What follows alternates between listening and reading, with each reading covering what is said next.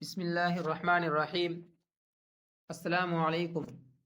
سب سے پہلے قرآن سننے کا شرف جن کو حاصل ہے، نبی اکرم صلی اللہ علیہ وسلم کی پہلی شادی سیدہ خدیجۃ الکبریٰ رضی اللہ عنہا کے ساتھ ہوئی۔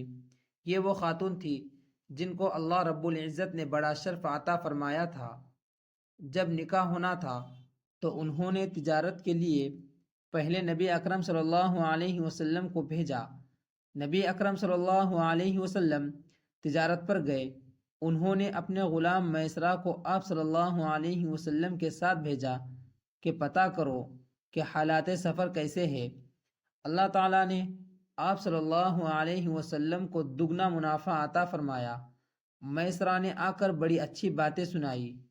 خدیجۃ الکبریٰ رضی اللہ عنہا کا دل بہت خوش ہوا کہ جس انسان کی امانت اور صداقت اتنی اچھی ہے وہی زندگی کا اچھا ساتھی بن سکتا ہے۔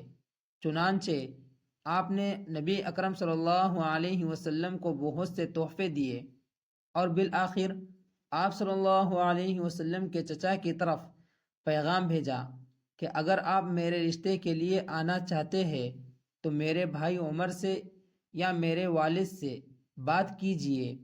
چنانچہ آپ صلی اللہ علیہ وسلم کے چچا نے ان کی بات کہی اور بالآخر ان کا نکاح ہوا۔ نکاح میں 20 اونٹ مہر میں رکھے گئے اور 2 اونٹوں کو ولیمے کے لیے ذبح کیا گیا تھا۔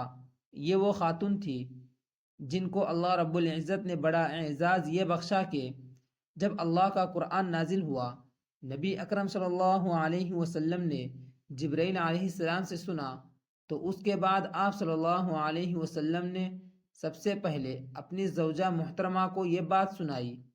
چنانچہ نبوت کی زبان سے سب سے پہلے قرآن سننے کا شرف ایک عورت کو حاصل ہوا۔